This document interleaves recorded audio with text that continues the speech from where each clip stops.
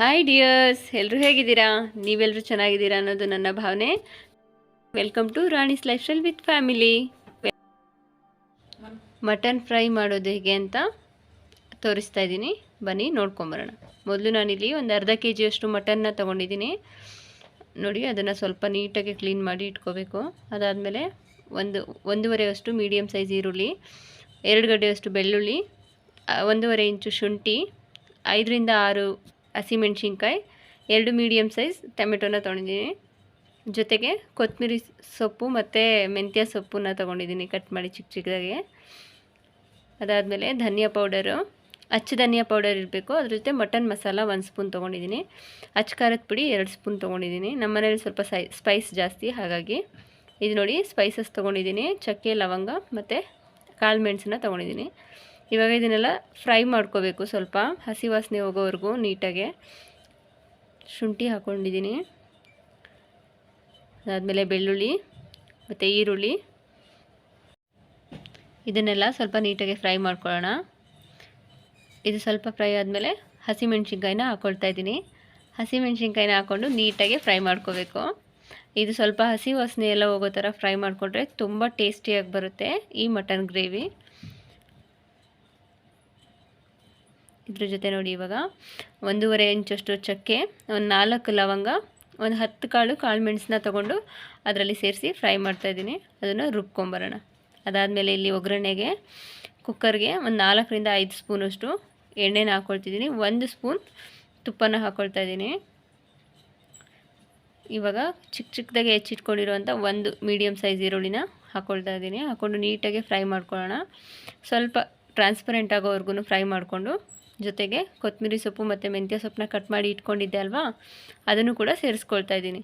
ಅದನ್ನು ಒಗ್ಗರಣೆಗೆ ಹಾಕೊಳ್ಳೋದ್ರಿಂದ ತುಂಬ ಅದು ಫ್ರೇಗ್ರೆನ್ಸ್ ತುಂಬ ಚೆನ್ನಾಗಿ ಬರುತ್ತೆ ಮತ್ತು ಟೇಸ್ಟ್ ಕೂಡ ಅಷ್ಟೇ ಚೆನ್ನಾಗಿ ಬರುತ್ತೆ. ನೀವು ಕೂಡ ಟ್ರೈ ಮಾಡಿ ನೋಡಿ, ಈ ಥರ ಮಾಡಿ, ಸಿಕ್ಕಾಪಟ್ಟೆ ಚೆನ್ನಾಗಿರುತ್ತೆ.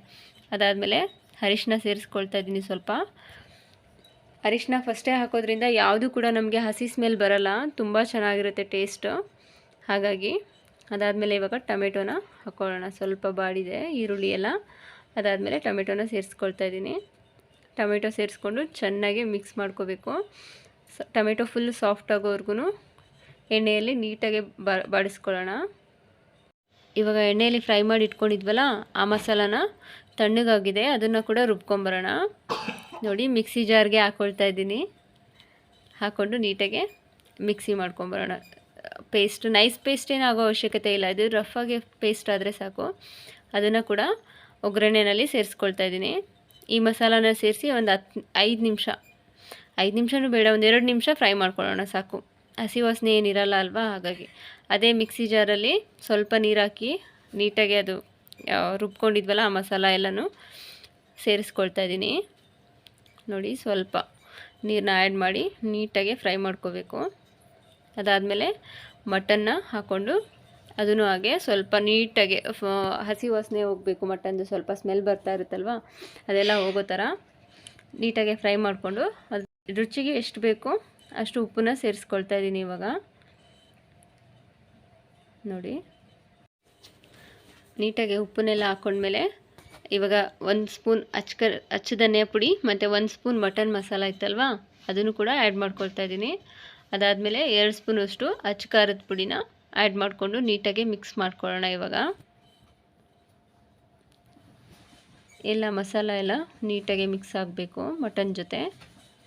ಅದಾದಮೇಲೆ ಸ್ವಲ್ಪ ನೀರು ಎಷ್ಟು ಬೇಕೋ ಅಷ್ಟು ನೀರನ್ನ ಹಾಕ್ಕೊಂಡು ವಿಷಲ್ಗೆ ಇಟ್ಕೊಳ್ಳೋಣ.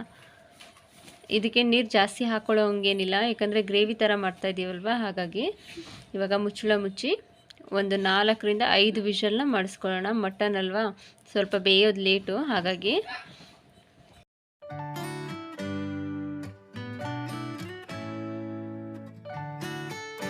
ಇವಾಗ ನೋಡಿ ಹಿಂಗಾಗಿದೆ ಅಂತ ಮಟನ್ ಫ್ರೈ ಸೂಪರಾಗಿದೆ. ಇದು ಚಪಾತಿ ಜೊತೆಗೆ ಮತ್ತು ರೊಟ್ಟಿ ಜೊತೆಗೆ ತಿಂತಾಯಿದ್ರೆ ಎಷ್ಟು ತಿಂದಿದ್ದೇ ಗೊತ್ತಾಗಲ್ಲ ನಮಗೆ ಎಷ್ಟು ತಿಂದ್ವಿ ಅಂತ.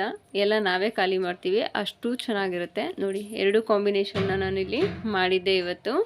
ತುಂಬ ರುಚಿಯಾಗಿತ್ತು, ತುಂಬ ಟೇಸ್ಟಿಯಾಗಿತ್ತು. ನೀವು ಕೂಡ ಟ್ರೈ ಮಾಡಿ, ನಿಮಗೂ ತುಂಬಾ ಇಷ್ಟ ಆಗುತ್ತೆ.